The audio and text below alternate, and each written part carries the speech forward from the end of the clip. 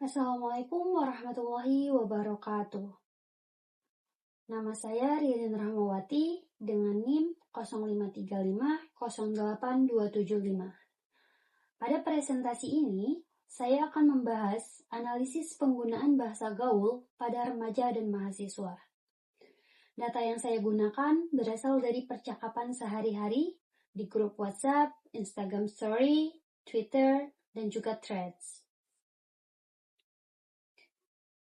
Bahasa gaul merupakan variasi bahasa yang dekat dengan kehidupan remaja dan mahasiswa. Bahasa ini berkembang sangat cepat karena pengaruh pergaulan dan media sosial. Selain berfungsi sebagai alat komunikasi, bahasa gaul juga digunakan untuk menunjukkan kedekatan serta identitas kelompok. Dengan demikian, bahasa gaul menjadi penanda bahwa seseorang termasuk dalam lingkaran sosial tertentu. Penelitian ini berfokus pada 3 pertanyaan utama. Pertama, bentuk bahasa gaul apa yang paling banyak digunakan? Kedua, faktor apa saja yang memengaruhi penggunaannya? Dan ketiga, dalam konteks apa bahasa gaul paling sering dipakai? Tujuan dari analisis ini adalah 3 hal. Pertama, mendeskripsikan bentuk-bentuk bahasa gaul yang ditemukan. Kedua, menjelaskan faktor-faktor yang memengaruhi penggunaannya. Dan ketiga, mengidentifikasi konteks penggunaan bahasa gaul dalam kehidupan sehari-hari remaja dan mahasiswa. Teori yang digunakan dalam penelitian ini adalah sosiolinguistik dan teori pembentukan kata. Melalui teori sosiolinguistik, bahasa gaul dilihat sebagai fenomena sosial yang berkaitan dengan interaksi dan identitas kelompok. Sementara itu, teori pembentukan kata menjelaskan bagaimana kata-kata baru terbentuk. Misalnya melalui borrowing atau serapan bahasa asing, singkatan, akronim, clipping, dan campur kode.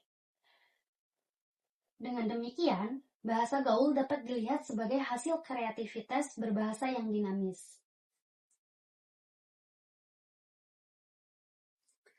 Penelitian ini menggunakan metode deskriptif kualitatif. Data yang dikumpulkan sebanyak 50 contoh bahasa gaul dari lingkungan pribadi, yaitu WhatsApp, Instagram Story, Twitter, dan juga Threads. Untuk memperkuat analisis, saya juga melakukan wawancara dengan 5 hingga 10 responden. Teknik pengumpulan data yang digunakan adalah simak, catat, dan dokumentasi. Dari 50 contoh yang dikumpulkan, bentuk bahasa gaul yang paling dominan adalah borrowing, atau serapan bahasa asing, terutama bahasa Inggris. Beberapa contohnya adalah flexing, seepage, auto, healing, green flag, red flag, ghosting, vibes, aesthetic, dan burnout. Selain borrowing, ditemukan juga bentuk lain seperti singkatan, akronim, clipping, dan campur kode. Namun frekuensi penggunaannya tidak sebanyak borrowing. Berikut adalah beberapa contoh data yang dikumpulkan. Pertama, dia suka flexing tas mahalnya. Kata flexing di sini berarti pamer. Kedua, aku mau healing dulu. Healing berarti menenangkan diri. Ketiga, dia green flag sih. Green flag berarti tanda baik. Keempat, dia ghosting aku sejak kemarin. Ghosting berarti menghilang tanpa kabar. Dan kelima, gue lagi burnout nih. Burnout dipakai untuk menyatakan kelelahan mental. Contoh-contoh ini menunjukkan bahwa banyak bahasa gaul berasal dari serapan bahasa Inggris.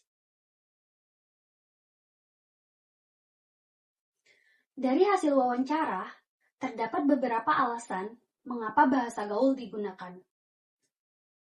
Pertama, agar terdengar lebih santai dan akrab. Kedua, karena mengikuti tren media sosial.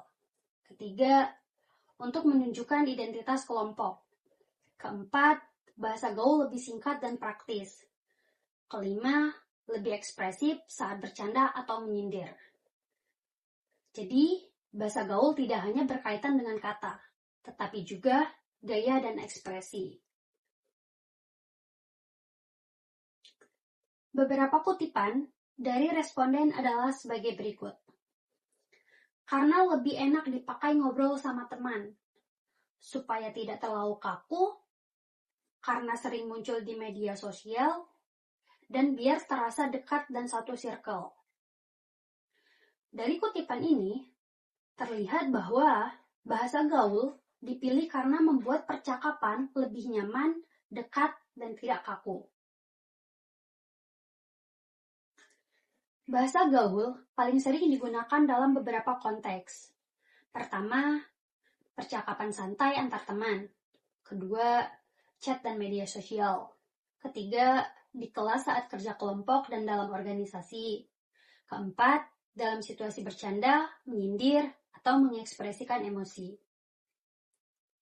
Dengan demikian, bahasa gaul dominan di situasi informal, namun juga kadang muncul di situasi semi-formal, seperti kerja kelompok. Jadi, kesimpulannya adalah sebagai berikut.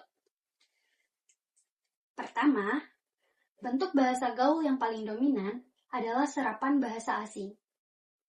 Kedua, faktor utama penggunaannya meliputi keakraban, tren media sosial, identitas kelompok, dan efisiensi berbahasa.